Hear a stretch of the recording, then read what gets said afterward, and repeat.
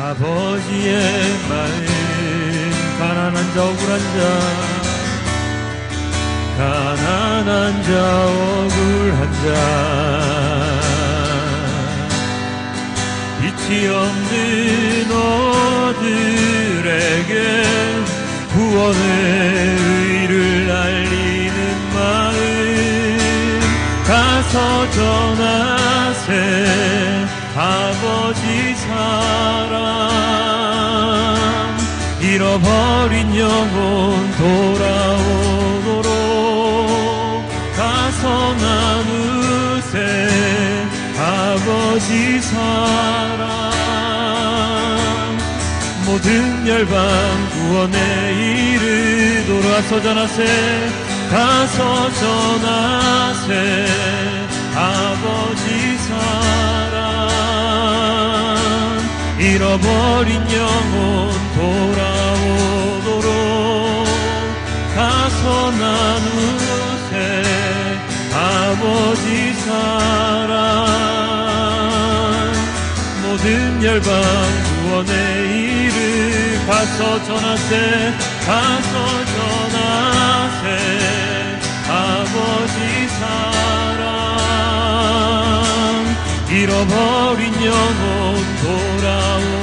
돌아오도록 가서 나누세 아버지 사랑 모든 열방 구원에 이르도록 내 눈을 여소서 내 맘을 여소서 내 눈을 여소서 내 눈을 여소서 내 맘을 여소서 내 맘을 여소 내 눈을 여소서 내 눈을 여소서 내 맘을 여소서 가서 전하세 아버지 사랑 잃어버린 영혼 돌아오도록 가서 나누세 아버지 사랑 모든 열방 구원에 이르도록 가서 전하세 아버지 사랑 잃어버린 영혼 돌아오도록 가서 나누세 아버지 사랑 모든 열방 구원에 이르도록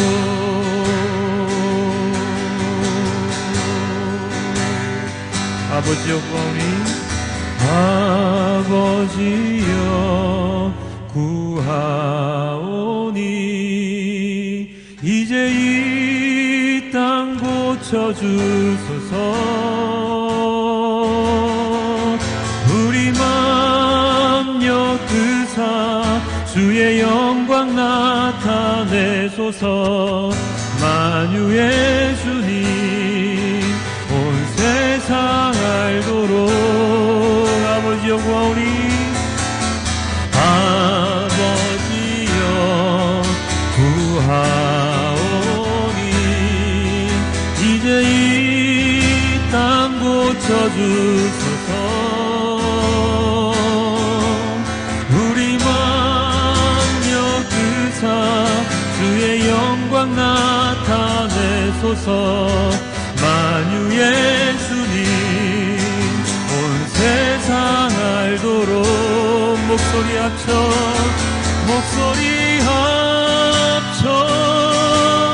주께 영광 돌리어 주님의 통치 선포하게 하소서 목소리 합쳐 주님을 찬양하며 이제 하나가 되게 하소서 함께 줄 찬양하며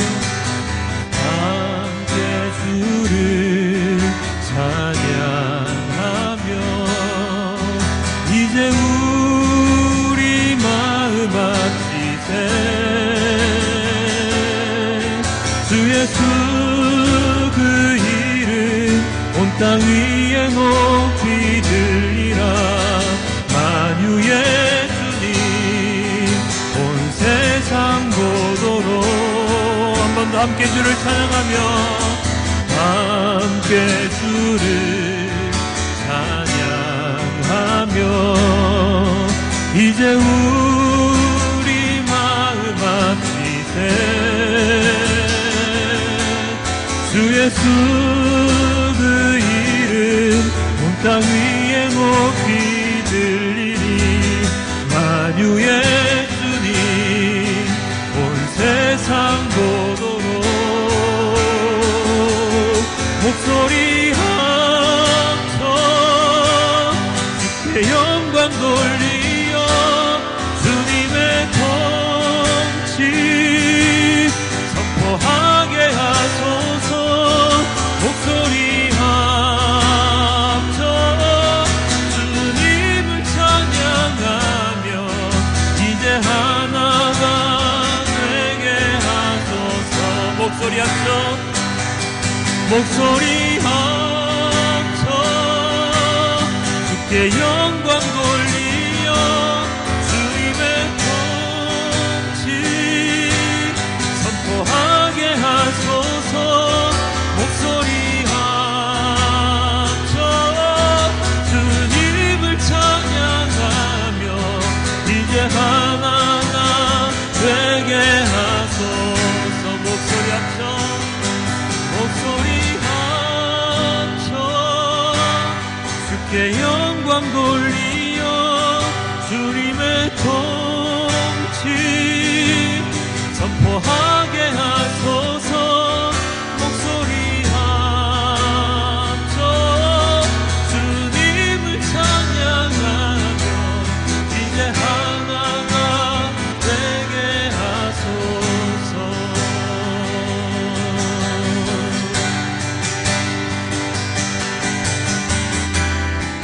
아버지 사랑 내가 노래 함께 찬양합니다.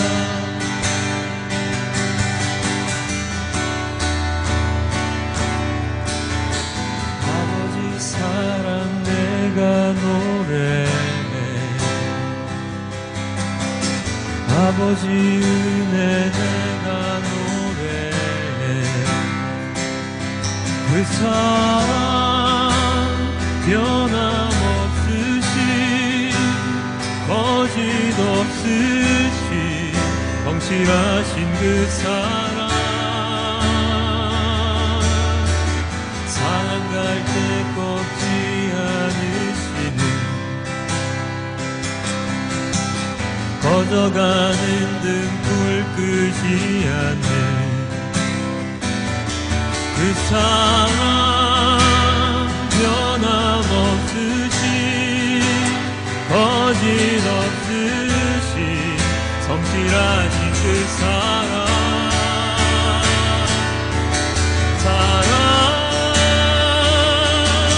그 사랑 날 위해 죽으신 날 위해 다시 사신 예수 그리스도 다시 오실 그 사랑 죽음도 생명도 천사도 하늘의 어떤 문도 끊을 수 없는 영원한 그 사랑 예수 그 사랑 날 위해 죽으신 그 사랑 날 위해 죽으신 날 위해 다시 사신 예수 그리스도 다시 오실 그 사랑 죽음도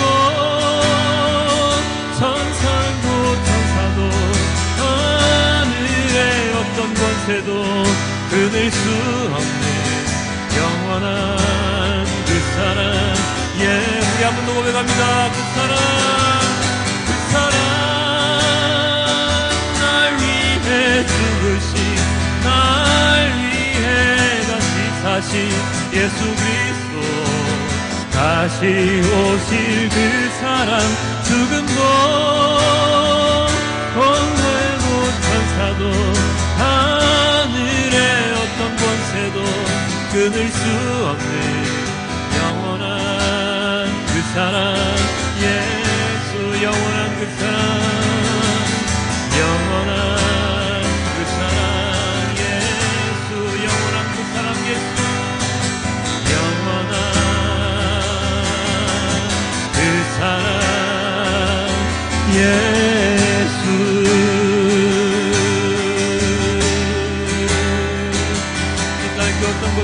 것과 하나님 아버지와의 관계를 끊을 수 없습니다.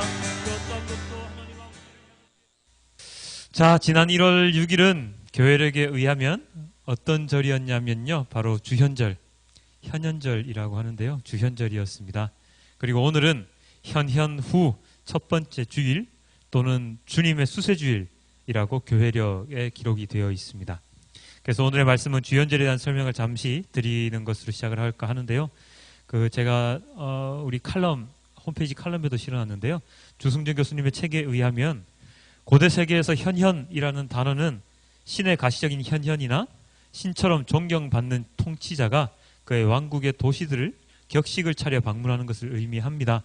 그런데 이 단어가 초대 교인들에게는 빛이 어둠 속에서 스스로를 나타내듯이 하나님께서 예수님에게서 자신을 계시하시고 하나님의 영광이 예수님에게서 보인다는 뜻으로 사용되었습니다. 즉, 이 단어는, 현현이라는 이 단어는 하나님이 보이는 형태로 나타나심 혹은 통치자 하나님의 엄숙한 방문을 의미하고, 다른 말로 바꾸면 하나님께서 예수 그리스도 안에서 세상에 자신을 계시하시고 나타내 보이신 것을 말합니다. 즉, 주현절은 예수 그리스도께서 자신을 세상에 드러내심이라는 의미보다 하나님께서 예수 그리스도 안에서 자신을 세상에 드러내셨다라는 의미가 더 우선시 된다는 점을 우리는 알아야 할 것입니다.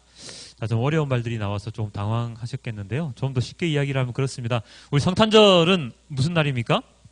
예수님이 탄생하신 날이죠. 그 예수님 어떤 몸으로 오셨죠? 육신의 몸으로 오셨습니다. 그래서 이렇게 말을 합니다. 인성을 가지신 예수님의 탄생을 성탄절이라고 한다면, 오늘 1월 6일이었던 그날 주현절, 현현절은 예수님의 신성, 하나님께서 예수님을 통해서 나타나셨던, 하나님께서 예수 그리스도 안에 자신을 세상에 드러내셨던 그 신성, 예수님의 그 신성이 드러나는, 강조되는 그러한 절기가 바로 주현절이라고 생각하면 됩니다.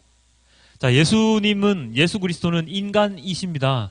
그렇죠? 그렇지만 단순한 인간이 아니라 하나님께서 인간의 몸을 입고 내려오신 것이죠. 그렇기 때문에 예수님께서는 인성과 신성을 함께 가지고 계시다는 사실을 우리는 잊으면 안 됩니다. 이 중에 예수님은 인성만 가지고 있다, 내지는 신성만 가지고 있다라고 한쪽의 면만 강조를 하게 되면 이단으로 변질될 수 있는 소지가 굉장히 큽니다. 그렇기 때문에 우리는 성탄절과 주현절 이 두 가지의 절기를 통해서 인성과 신성을 함께 지니신 예수 그리스도에 대한 묵상을 우리는 지속적으로 해야 할 것입니다. 이러한 주현절이 1월 6일 지난 수요일이었고요. 이제 앞으로 사순절이 되기 전까지, 사순절이 이제 얼마 남지 않았습니다.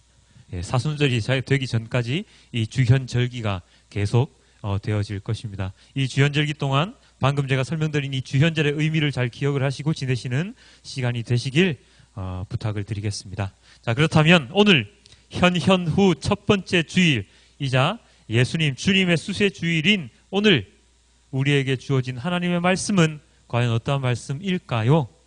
자, 오늘 이사야서 본문 말씀은 구원의 약속이라는 말씀인데요. 1절에 이렇게 나와 있습니다. 그러나 이제 야곱아, 너를 창조하신 주님께서 말씀하신다. 이스라엘아, 너를 지으신 주님께서 말씀하신다. 내가 너를 속량하였으니 두려워하지 말아라. 내가 너를 지명하여 불렀으니 너는 나의 것이다. 이 말씀을 듣고 계신 분들 중에 만약에 자녀가 있으신 부모님이시라면 이 말씀이 어느 정도는 이해가 될 수 있을 것이라고 생각됩니다.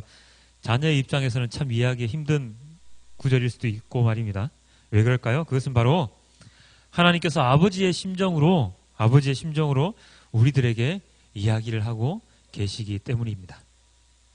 이 야곱에게 이제 야곱아라고 야곱에게 말씀을 하고 계시는 분의 위치가 어떠한 위치입니까? 바로 무엇을 하신? 너를 창조하신 주님께서 말씀하신다. 바로 야곱을 창조한 주님, 창조주께서 말씀하시죠. 즉 그 말은 무슨 뜻이냐면 나를 만드신, 나를 낳으신 분의 말씀이라는 것이죠. 나를 낳으신 분이라고 한다면 그분은 누굽니까? 나의 부모님, 나의 아버지, 어머니가 되는 것이죠. 그래서 이 부모라는 위치는 굉장히 위대한 그러한 자리입니다. 누가 뭐라고 하더라도 자기 자식을 위해서라면 자신의 목숨까지도 바칠 수 있는 사람이 바로 부모이죠. 물론 요즘은 그렇지 않은 부모들도 가끔씩은 보이기는 합니다만, 제대로 된 부모라고 한다면 자녀들을 위해서 자신의 목숨을 버리는 것은 아깝게 생각하지 않을 것입니다. 나는 굶어도 자식은 절대로 굶게 할 수 없다. 나는 옷이 없고 내가 입고 있는 이 옷이 10년, 20년 된 낡은 옷이라고 하더라도 내 자녀에게는 정말 좋은 옷을 입혀주고 싶고 멋진 옷을 입혀주고 싶은 게 부모의 마음입니다. 나보다 더 잘 되어서 정말로 나보다 더 행복한 삶을 살았으면 좋겠다라고 생각을 하는 것이 바로 부모이지요. 그리고 자녀들이 위험에 처해 있을 때, 어려운 상황에 처해 있을 때 그 상황을 지켜주고 싶고 그 자녀들을 갖다가 지켜주고 싶은, 그 모든 모진 풍파들을 막아주고 싶은 사람이 바로 부모의 마음일 것입니다. 자녀의 죄까지도 뒤집어 쓰고 감옥에 가는 부모, 우리가 드라마나 영화 아니면 현실 속에서도 우리는 자주 볼 수 있지 않습니까? 이런 부모의 마음을 자녀들이 모두 다 온전히 깨닫기는 너무나도 힘이 들 것입니다. 그래서 부모의 마음에 못을 박는 그러한 자녀들도 꽤 많이 있죠. 물론 철이 들면, 그리고 자기가 나중에 결혼을 해서 자녀를 낳아보면 그때 어머니 아버지 마음이 그랬구나 라고 생각을 할지도 모릅니다. 마찬가지입니다. 아니 더 할지도 모르죠. 우리 하나님 아버지, 우리 하나님의 마음은 인간의 그 부모의 마음보다 더합니다. 하나님께서는 뭐라고 말씀하셨죠? 절대로 두려워하지 말아라. 너는 나의 것이다. 절대로 두려워하지 말아라. 내가 너를 지켜주겠다라고 선포를 하십니다. 이집트에서 이스라엘 백성들이 고통당하고 있을 때 그들을 이집트에서 꺼내어 주신 분이 바로 누굽니까? 바로 하나님이시죠. 넓은 바다, 홍해가 가로막고 있을 때 그 바다를 갈라지게 한 분이 누구십니까? 바로 하나님이시죠. 가나안 땅을 건너갈 때 그 흐르는 그 거대한 요단강을 멈추게 하신 분이 바로 누구십니까? 바로 하나님이시죠. 다니엘의 세 친구가 그 풀무불 속에 던져졌을 때 그들이 아무런 상처 없이 온전하게 살아날 수 있게 하신 분이 누구셨습니까? 바로 하나님이셨습니다. 그리고 주위의 모든 이방 민족들, 가나안 땅에 들어갔을 때 그 땅에 존재했던 모든 이방 민족들을 싸그리 다 쓸어버리신, 그래서 이스라엘 백성들이 그 가나안 땅에 온전히 정착할 수 있게 만들어 주신 분 또한 누구십니까? 바로 하나님이시죠. 이 모든 하나님의 이 행위들, 이 모든 것들은 하나님께서 이스라엘 백성들을 너무나도 사랑하시기 때문에 모든 것을 행하신 것입니다. 마찬가지입니다. 오늘 이 시간을 살아가는 우리들에게도 하나님께서는 선물을, 그리고 기적을 베풀어 주고 계십니다.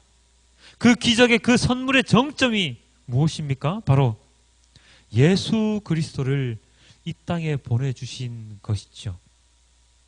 예수님께서 이 땅에 오셔서 33년 동안의 인생을 통해서 우리에게 하나님을 보여주셨습니다. 주현절, 현현절이 바로 그러한 것이라고 방금 전에 설명을 드렸죠. 인간으로 오신 예수님을 통해서 우리는 하나님을 볼 수 있습니다. 하늘로 올라가신 예수님께서 성령 하나님을 이 땅에 보내셔서 하나님을 경험하고 그리고 예배할 수 있도록 우리를 인도하여 주셨습니다. 예수님께서는 이 땅에 지금 현재 계시지 않지만 성령 하나님께서 우리와 함께 하심으로 인해서 우리는 언제나 하나님께 기도드리고 예배를 드릴 수 있게 되었습니다. 오늘 우리가 읽지는 않았지만 우리의 본문 중에 사도행전의 본문에 나오는 사건은 바로 사마리아 사람들에게 성령이 임하는 장면이 기록이 되어 있는데요. 빌립을 통해서 예수님의 이름을 듣고 예수님의 말씀을 전해 듣고 그리고 세례를 받았던 사마리아 사람들, 그런데 그들에게 성령이 임하시지를 않았습니다. 그래서 예루살렘 초대교회 사람들이 베드로와 요한을 그 사마리아 사람들에게 보내어서 기도를 하고 안수를 하게 하였지요. 그러자 성령이 그들에게 임하는 역사가 일어나게 됩니다.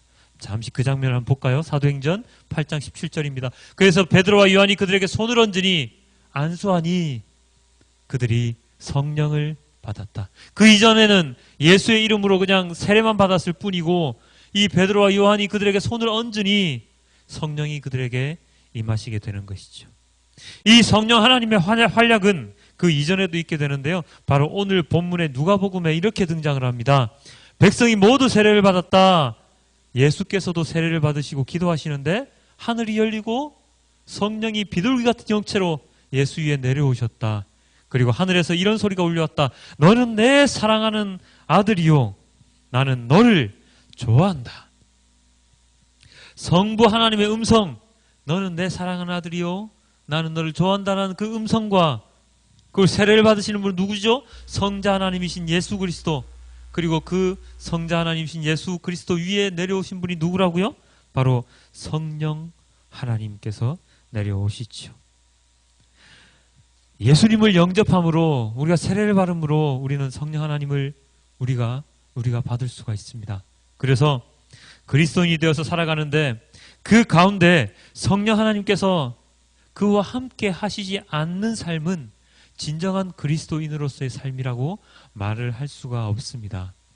세례라는 의식이 그냥 통과 의례 같은 그냥 당연히 하는 그러한 의식이 아니라 진정으로 예수님을 구주로 영접하고 나의 회개를 바탕으로 한 새로운 사람으로의 변화로서 그 우리가 받는 세례가 작용하기 위해서는 언제나 성령 하나님께서 함께 하심, 여기 함께 하셨지 않습니까? 성령이 비둘기 같은 형체로 예수님께 함께 하셨듯이 우리 또한 성령 하나님과 언제나 함께 하심이 필요한 것입니다. 그런데 오늘날의 교회 그리스도인들은 이러한 실질적인 하나님과의 관계 회복보다는 어쩌면 인간적인 세상적인 일 가운데 부어내려지는 은혜와 그리고 복만을 바라고 있는 것은 아닌지 우리가 반성을 해보아야 할 것입니다. 예수님께서 이 땅에 오신 이유, 그리고 성령 하나님께서 이 땅에 오신 이유, 하나님께서 이 모든 것을 계획하신 이유를 우리가 알고는 있습니다. 알고는 있지만 그것을 잊지 않고 한순간 한순간 그 가르침대로, 그 말씀대로 살아가는 모습을, 노력을 우리가 보이지 않는다면 우리는 외식적인 삶, 남에게 보이기 위한 그리스도인으로서의 삶을 살아갈 수밖에 없을 것입니다. 세례 요한은 예수님께서 어떤 인물이라고 말씀을 하셨습니까? 세례 요한을 예수님께서는 어떠한 사람이라고 말씀을 하셨을까요? 바로 이 땅에 이렇게 얘기를 하셨죠. 예수님께서 이렇게 얘기하셨습니다. 내가 너희에게 말한다. 여자가 낳은 사람 가운데 세례자 요한보다 더 큰 인물이 없다. 이 세상의 모든 사람보다 가장 큰 인물이 세례 요한이다 라고 예수님께서 인정해 주시는 그런 구절이거든요. 그런데 이러한 인정을 받은 세례 요한이 예수님을 표현할 때 어떻게 표현했는지 아십니까? 오늘의 누가복음 이렇게 나와 있죠. 나는 여러분에게 물로 세례를 주지만 나보다 더 능력 있는 분이 오실 터인데 나는 그의 신발끈을 풀어드릴 자격조차도 없소이다. 사람들이 세례 요한을 보고 세례 요한이 우리가 기다리는 메시아 아니야? 그리스도 아니야? 라고 막 소문이 나기 시작할 때 세례 요한이 이렇게 얘기했습니다. 나는 그의 신발끈을 풀어드릴 자격조차도 없는 사람이다. 여기서 신발끈을 풀어드릴 자격이 없는 사람, 신발끈을 풀 수 있는 사람은 누구냐 하면은요, 굉장히 천한 사람입니다. 노예의 아랫 단계에 있는 사람들이 주인이 집에 들어오고 나갈 때 신발끈을 풀어주고 신발끈을 매주고 하거든요. 그런 천한 사람이 바로 신발끈을 매주는 사람인데, 그러한 천한 사람보다도 더 못한 사람이 바로 나다. 그게 바로 나 요한이다. 라고 이야기를 하고 있죠. 지난 금요일 우리는 이런 구절을 보았습니다. 누구든지 자기를 높이는 자는 낮아지고 누구든지 자기를 낮추는 자는 높아지리라. 바로 이런 삶을 살아가는 게 그리스도인으로서의 삶입니다. 진짜 제대로 된 사람이라면, 만약에 세례 요한이 세례를 막 주고 사람들이 회개하고 그런 역사가 막 일어나는데, 그래 내가 그리스도야, 내가 메시아야 라는 식으로 자기의 목에 힘을 주고 어깨에 힘을 주고 그들에게 지도자로서의 역할을 세례 요한이 했다면 그는 어떻게 되었을까요? 예수님께서 그를 이 세상의 모든 사람보다 뛰어난 사람이라고 인정을 하지 않으셨겠지요. 그러나 세례 요한은 자신의 직분을 알았습니다. 자신의 임무를 알았습니다. 자기 자신은 내 뒤에 오실 예수 그리스도를 준비하는 예비하는 자라는 것을 알고 자기 자신을 최대한 낮추며 살아갔었지요. 그리고 그 뒤에 오신 예수 그리스도 또한 어떠한 삶을 사셨다고요? 섬기는 삶. 섬기러 왔지 섬김을 받으러 오지 않았다라고 얘기하시면서 언제나 죄인들을 찾아다니시고 죄인들을 고쳐주시고 죄인들을 용서하여 주시고 그들을 구원의 길로 인도해 주셨죠. 그것이 바로 그리스도인의 삶이라는 것입니다. 누구든지 자기를 높이는 자는 낮아지고 누구든지 자기를 낮추는 자는 높아진다는 것입니다. 내가 낮아져야 하는 것이 그것이 바로 그리스도인의 삶인데 그렇게 살아라고 예수님께서 우리에게 얘기를 하시는데 과연 우리는 그렇게 살아가고 있느냐는 것이죠. 어쩌면 교회 다니는 것을 굉장히 부끄러워하거나 아니면 내 일이 잘 되기 위한 이른바 무슨 신앙이요? 기복신앙. 비나이다 비나이다 하나님 아버지 예수님 성령님 이렇게 기복신앙으로서 하나님을 믿고 있는 것은 아닐까요? 무엇이든지 큰 것 아니면 높은 직분을 얻기 위해서 교회 안에서 나의 욕심을 채우고 있는 것은 아닐까요? 묵묵히 남들이 모르게 일하고 섬기는 자가 되어야 하는데 나를 알아주지 않는다고 상처받고 좌절하는 나의 모습은 있지 않을까요? 모든 것을 남 탓으로 돌리고 목회자의 탓으로 돌리고 나의 허물을 보지 못하지는 않을까요? 이러한 우리는 이 모든 것에 대해서 언제나 점검하고 기도해 보아야 합니다. 내가 그리스도인으로서 어떤 모습으로 살아가고 있는지 내가 믿는 믿음은 어떠한 믿음인지를 2016년을 시작하는 이 시점에서 잘 생각해 보아야 한다는 것이죠. 첫 단추를 잘 꿰어야지 옷을 잘 입을 수가 있습니다. 그래야 더욱더 성장하는 그리스도인으로 그리고 믿음인으로 살아갈 수가 있습니다. 세상은 있지 않습니까? 여전히 우리들과 하나님과의 관계를 끊기 위해서 끊임없이 노력을 하고 있습니다. 그것이 바로 사단과 마귀의 계획이죠. 그래야 그들이 웃을 수 있으니까요. 한 명이라도 더 자기들이 지배하는 암흑의 세계에 끌어들여야지 자신의 목표가 성취되는 것이기 때문입니다. 2016년도에는 이러한 사단과 마귀의 그 계획에 이끌리지 아니하고 오직 하나님의 계획, 하나님께서 바라시는 그 계획, 그리고 그리스도 안에서 살아가는 그러한 한 해가 되어야 할 것입니다. 어제 제가 한 언론 기사를 보았는데요. 오카노 목사님께서 남기신 그 편지 한 통의 그런 글이 언론에 올라와 있더라고요. 그 중에서 마음에 와닿는 부분이 있어서 여러분께 소개를 좀 해드리려고 하는데요. 이러한 글이 적혀 있었습니다. 나는 출석 1만 명이 넘어가면서 항상 양심의 가책과 아픔에서 벗어나지 못하고 살았다. 교회가 커서 목회자로서 양떼를 돌보고 섬기는 본질에 충실할 수 없다는 사실 때문이었다. 밑바닥에서 고생하는 성도들의 신음소리를 들을 수 없었다. 우는 자들과 함께 우는 목회자가 될 수 없었다. 나도 모르게 무대의 스타가 되어 연기하기만 급급했다. 나는 이런 자신이 미웠다. 사꾼과 무엇이 다른가? 결국 이 고민이 내가 목회에서 빨리 물러나고 싶었던 여러 가지 이유 가운데 하나가 되었다. 오카노 목사님 많은 분들이 존경하지요. 정말로 참 목회자라고 많은 사람들이 이야기를 합니다. 대형교회를 일구셨고 그리고 제자 훈련의 기틀을 세우신 분이십니다. 그리고 언제나 올바른 말씀만 하시던 그런 분이셨는데 그 목사님께서 이렇게 얘기를 하셨습니다. 양심의 가책과 아픔에서 벗어나지 못하고 살았다고 말입니다. 그 이유가 무엇입니까? 목회자로서 양떼를 돌보고 섬기는 본질에 충실할 수 없다는 사실 때문이었습니다. 이 글을 읽는 순간 저 또한 많은 양심의 가책을 받을 수밖에 없었습니다. 나는 과연 작은마을교회 성도님들을 위해서 얼마나 많은 기도를 했으며 이분들을 어떻게 먹이기 위해서 그 영적인 양식을 먹이기 위해서 내가 얼마나 노력을 했던가, 돌보고 섬겨야 할 성도님들을 나는 과연 어떠한 눈으로 바라보고 있었던가, 밑바닥에서 고생하는 성도님들의 그 신음소리를 나는 듣고 있었던가 하는 질문들이 저에게 막 쏟아졌습니다. 나 또한 삭군과 다를 바 없는 그러한 자는 아닌가 반문하게 되었습니다. 그렇다면 이 글을 읽으시는 여러분들은 어떠한 마음이, 어떠한 생각이 드십니까? 나는 얼마나 주님의 말씀에 따라 섬기는 자로 살아왔던가. 나보다 고통받고 있고 나보다 힘든 위치에 있는 사람들 위해서 나는 얼마나 그들을 위해서 기도했던가, 그들을 위해서 울었던가.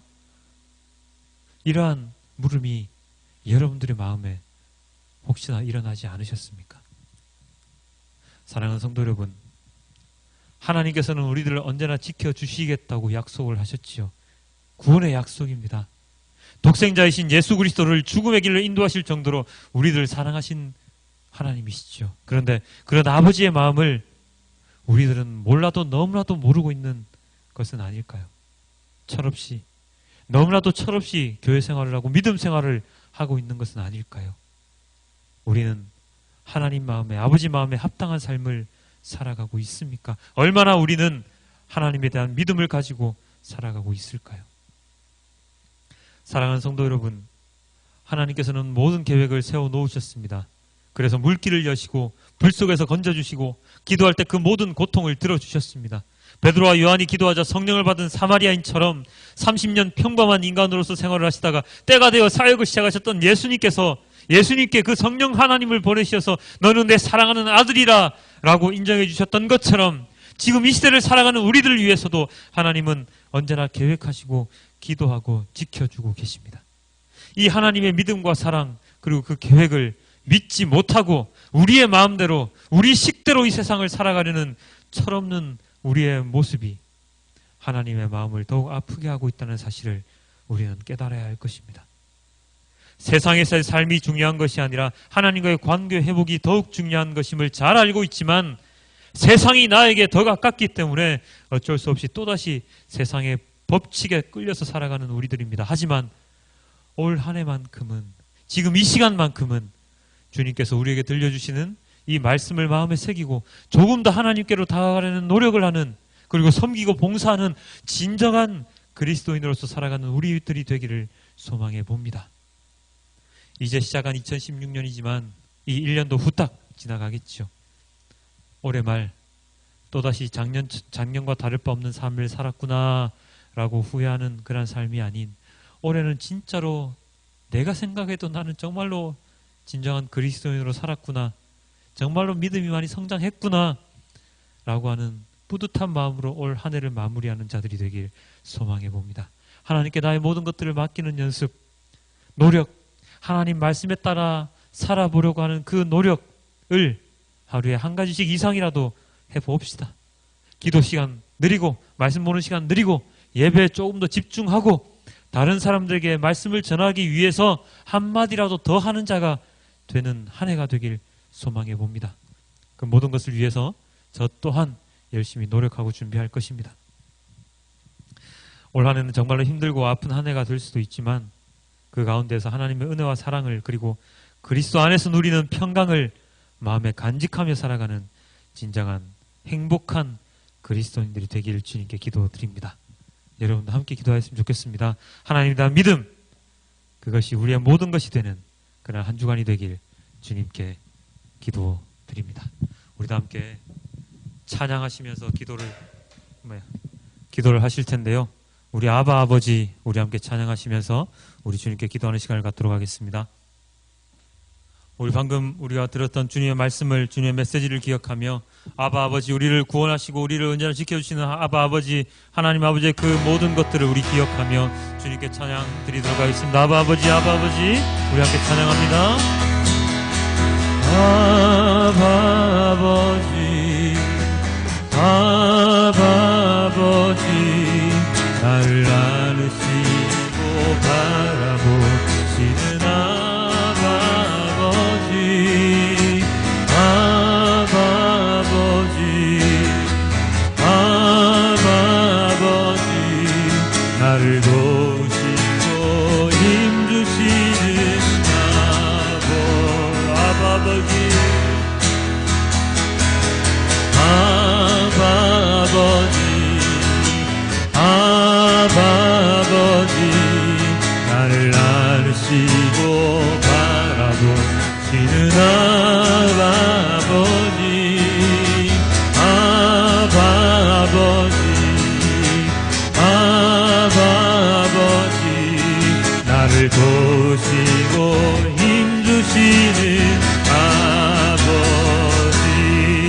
주는 내 마음을 고치시고 주는 내 마음을 고치시고